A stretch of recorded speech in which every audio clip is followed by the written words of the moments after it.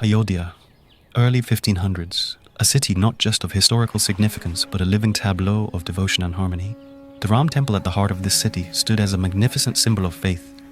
Ayodhya was one of the three great temple pilgrimages of ancient India, including Kashi and Mathura. Devotees from near and afar made their pilgrimages to this birthplace of Lord Ram, the avatar who showed the world what a just and righteous ruler looked like. Even in distant lands like Thailand and Indonesia, kings named their cities after Ayodhya, aspiring to mirror the governance and principles that Lord Ram epitomized. This tranquility, however, was destined to be shattered. Mughal forces under Babur's command targeted the temple, continuing the pattern of destroying sacred sites that had been seen all across North India. This practice of demolishing temples had already left Mathura and Kashi in ruins, a fate that Ayodhya was on the brink of encountering. As they advanced, the stark contrast between the serene devotion of the temple-goers and the brutal intent of the invaders became apparent. The ensuing conflict laid waste to the temple, a beacon of faith now engulfed in flames, its devotees facing unspeakable horrors. Despite the carnage, the spirit of Bharat, resilient and enduring, continued to persevere. The memory of the Ram temple and what it represented lingered in the hearts of the faithful, as a beacon of hope in times of darkness. But the fight was only just beginning. It was to span centuries and claim the lives of many. Global media has used the Ram Mandir consecration as an opportunity to paint India and Hindus as oppressive and violent. Once again, familiar voices have emerged, advancing their divisive narratives, with Al Jazeera notably releasing its own timeline of events leading up to the Ram Mandir's consecration. Al Jazeera, such a brilliant and unbiased news outlet, it's totally not the mouthpiece of a bunch of wealthy and powerful. I wonder why the West loves them so much. Amidst this sea of misinformation, or even worse, half information, where only one side of the story is being told while the other being ignored, we thought we'd create a proper timeline of events, which illuminates the full story behind Ram Mandir, showing the Indian perspective rather than using clickbaity titles to catch the attention of Westerners who have already formed their own misinformed preconceived notions about India and Hindus. The Muslims have Mecca, the Christians have the Vatican. The Hindus?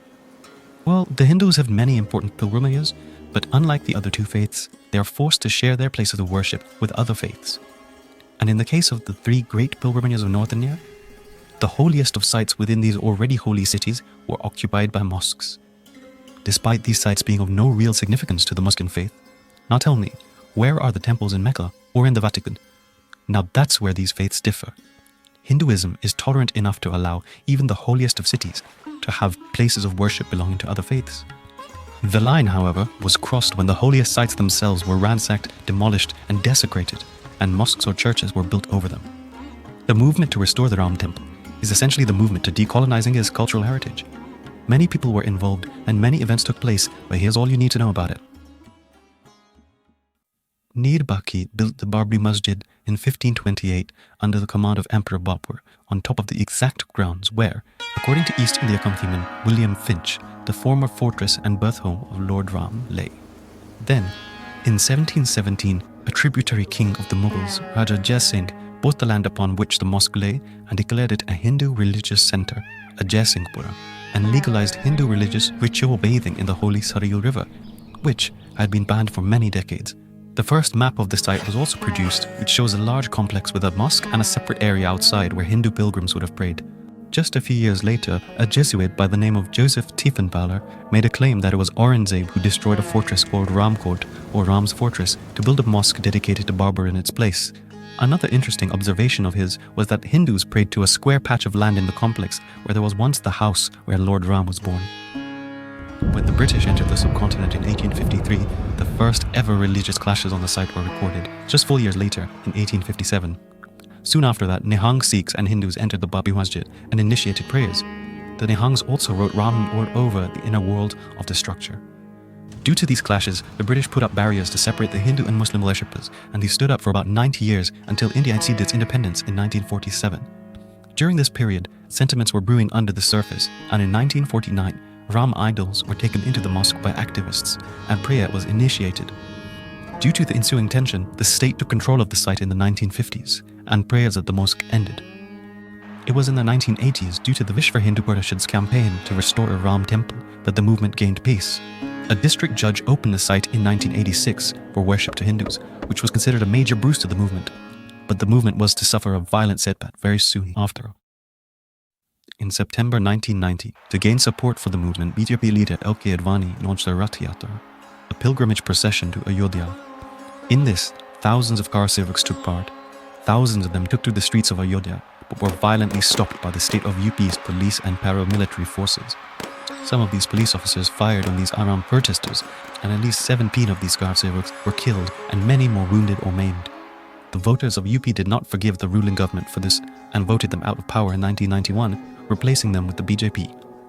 It took a much larger crowd, armed with hammers in 1992, to bring down the masjid.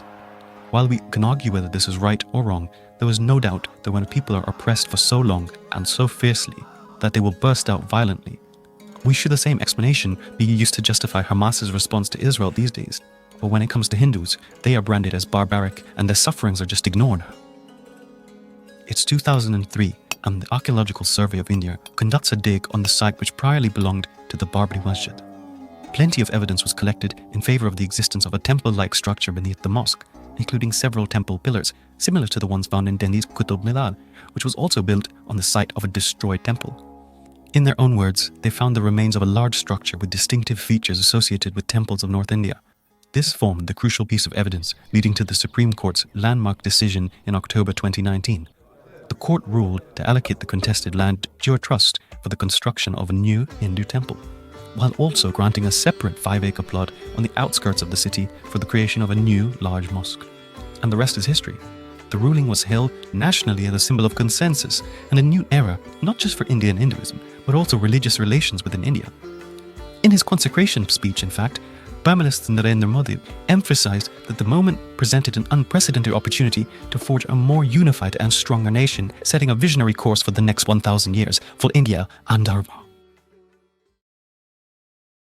Some people might ask, why carry on the struggle for 500 years? That's such a long time ago, and who even cares about religion and culture anymore? Asks the Gen Z kid with more hair colors than a rainbow. Well, the answer is, unlike Western culture, where passing wisdom down the generations is a forgotten practice, in Indian, and by extension Asian culture, collective memory is a big thing. Which is why every Chinese kid is raised being taught about the century of humiliation, and every Indian kid is raised being taught about how his or her ancestors suffered at the hands of colonizers. Events from 500 years ago continue to shape our contemporary identity and inform our understanding of ourselves. Thus, the passage of half a millennium takes on a different significance to an Asian perspective, which highlights the relevance of history and heritage in shaping the present. This idea is amplified even further when your culture has faced a constant onslaught for the last 1,000 years, as is the case with the Hindus.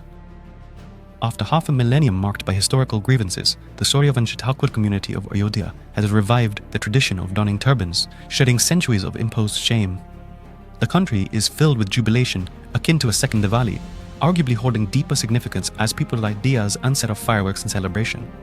This spirit of reconciliation extends across faiths, with notable instances like a Muslim family bestowing their newborn with the revered name Ram, signifying unity and harmony. The auspicious occasion also witnessed a surge in births as parents chose this historic day for their children to enter the world, hoping to imbue their lives with its auspiciousness. The festivities have transcended India's borders, through Mauritius, Thailand, Nepal, and beyond as a collective embodiment of joy and renewal. Hinduism is the last pagan civilization standing. The Greeks, Romans, Aztecs, Mayans are all gone, all demolished, their temples destroyed, their gods forgotten, their monuments turned to rubble. The oldest one and the last one is now rising from the ashes. As we witness this historic moment, let's join hands in the journey ahead. Subscribe now and become part of the grand story of India's Renaissance.